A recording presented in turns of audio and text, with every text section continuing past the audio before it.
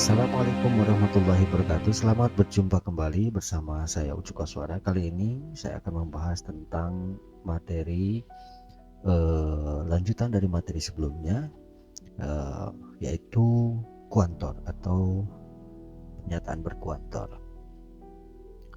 Em, Namun jangan lupa untuk subscribe, like, dan juga share ya, agar channel ini dapat tumbuh dan berkembang, bermanfaat juga bagi semuanya.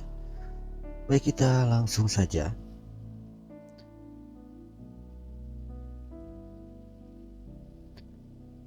Kuantor ya.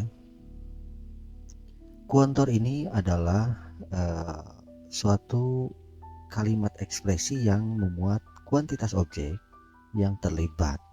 Misalnya ada semua, beberapa, tidak semua, sekurang-kurangnya satu, dan lain-lainnya. Jadi proses pemberian kuantor itu disebut pengkuantoran. Nah, di dalam logika matematik kita mengenal juga kuantor itu ada dua ya. Yang pertama adalah kuantor universal dan yang kedua adalah kuantor eksistensial. Nah, kuantor universal ini penulisan operatornya seperti ini ya. Nah, ini kuantor eksistensial, A terbalik. Nah, ini bisa kita sebut sebagai semua atau untuk semua,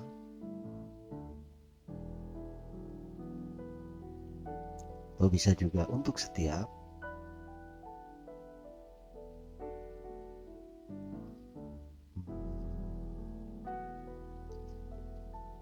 dan mungkin ada kalimat yang lain ya yang setara dengan ini, semua, untuk setiap. Nah, itu biasanya kuantor universal ya. Kemudian kalau kuantor eksistensial itu operatornya seperti ini, terbalik. Dan ini biasanya dibaca ada, terdapat, ada beberapa,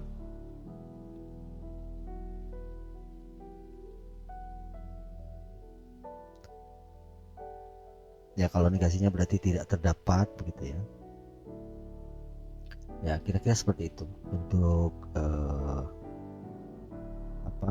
dibacanya ya. Nah, sekarang sebelum kita lanjut, mungkin juga kita sering melihat ya kuantor-kuantor atau operator-operator seperti ini, misalnya pada suatu teorema, suatu definisi. Misalnya kalau AX tambah B sama dengan C, untuk setiap A, B, C bilangan real. Kadang-kadang juga ada yang seperti ini ya. Ini berarti kuantor ya yang kita masukkan di suatu kalimat tertutup terbuka ini. Nah, pertama ada kuantor universal. Oke, kuantor universal itu didefinisikan sebagai kuantor yang menggunakan simbol ini ya, operator ini, seperti yang sudah saya sebutkan sebelumnya.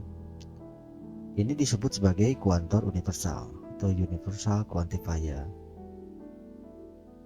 Nah, kuantor universal ini menunjukkan bahwa sesuatu itu bernilai benar untuk semua proposinya.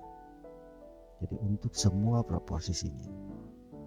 Nah, di sini kita bisa lihat seandainya PX ini merupakan suatu kalimat terbuka, kemudian kita bubuhi kuantor universal, maka kira-kira ditulisnya seperti ini ya, untuk setiap X PX, atau untuk semua X berlaku PX, atau untuk semua X berlaku P gitu ya.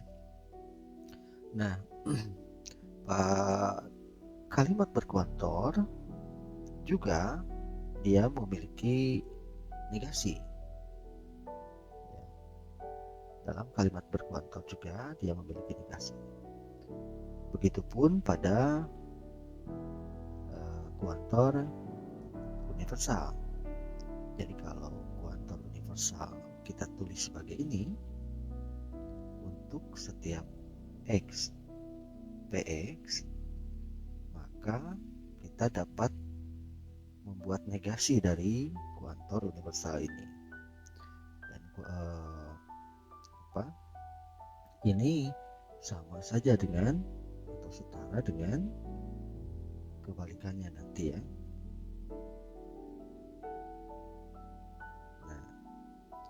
Nah, operator ini itu adalah operator yang kedua, yaitu kuantor eksistensial. Jadi negasi dari untuk setiap X Px itu setara dengan ada X yang tidak Px, ada X yang tidak Px. Kayak contoh atau mungkin yang lain. Nah, ini negasinya seperti ini ya. Ada beberapa X yang tidak berlaku P. Bisa seperti ini ya. Jadi untuk semua X berlaku P, negasinya adalah ada beberapa X yang tidak berlaku P. Secara operator ditulis seperti ini. Contohnya, semua kuadrat bilangan real merupakan bilangan real positif atau nol. Semua kuadrat bilangan real merupakan bilangan real positif atau nol. Jadi kalau ini kita tulis sebagai kalimat yang berkuantor, maka ditulis seperti ini. Misalkan kalau ini adalah Px-nya, kuadrat bilangan real, nah ini ya, jadi ini adalah Px. Jadi si Px ini kita bubuhi suatu kalimat berkuantor ini.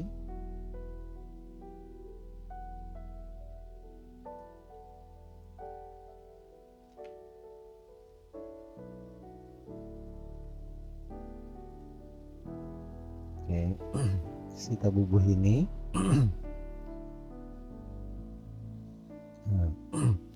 Maka negasinya kita bisa tulis ya, negasi dari ini tentu saja ini ya, untuk setiap terdapat atau ada beberapa X yang tidak berlaku Px. Atau secara bahasa kita bisa tulis ada beberapa kuadrat bilangan real yang bernilai negatif. Nah, seperti itu ya.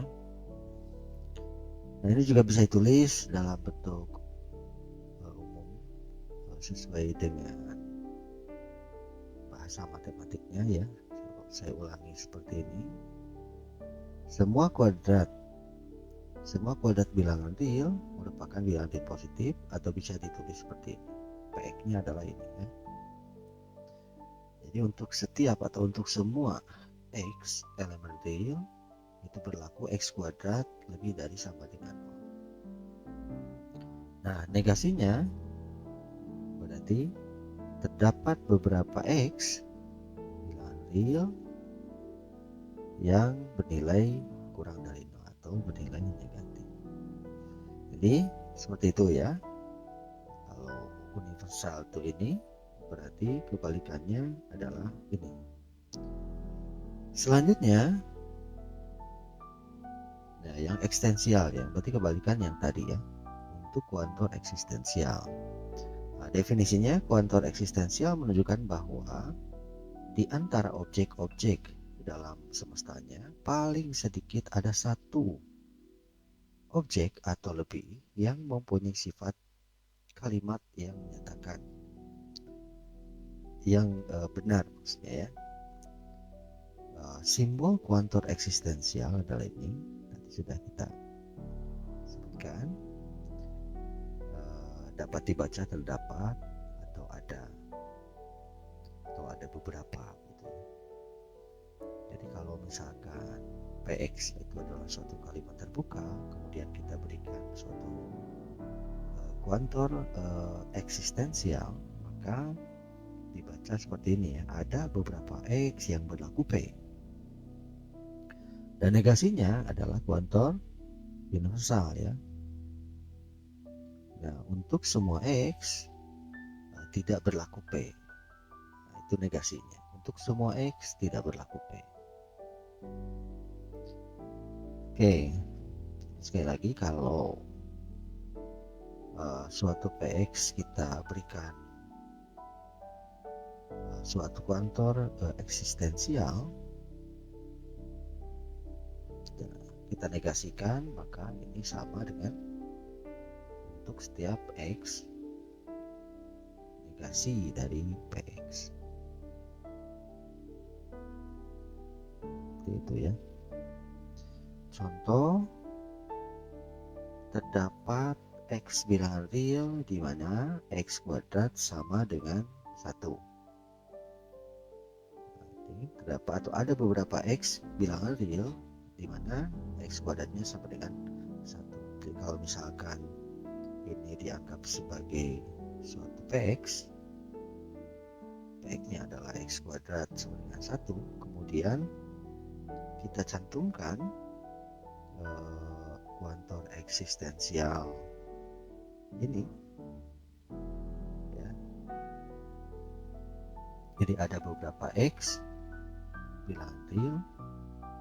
Nah, kalau kita tulis seperti ini, X kuadrat sama dengan 1, terdapat X bilangan real, maka kita bisa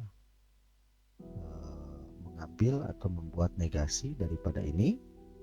Negasinya adalah, kita ingat ya yang ini, berarti untuk semua X negasi dari PX, atau kalau dibaca untuk semua X bilangan real berlaku X kuadrat tidak sama dengan 1 ya,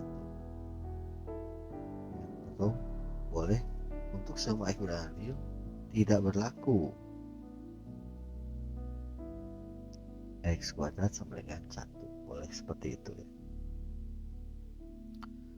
Contoh lain mungkin dalam bahasa yang lain ya, ada mahasiswa Unsab yang memiliki usaha sendiri. Jadi kalau seandainya ini adalah sebuah PX, kemudian kita berikan suatu kuantor, maka negasinya tentu untuk setiap X tidak PX ya, atau semua mahasiswa Unsab tidak memiliki usaha sendiri. Baik, saya kira seperti itu. Bisa diberikan banyak contoh yang lain ya, paling tidak dasar dari kuantor itu seperti itu ya. Mudah-mudahan bisa dipahami. Untuk video kali ini mungkin tidak terlalu panjang, mudah-mudahan bisa dipahami dengan baik. Terima kasih yang sudah menonton, mudah-mudahan bermanfaat. Sampai jumpa lagi. Assalamualaikum warahmatullahi wabarakatuh.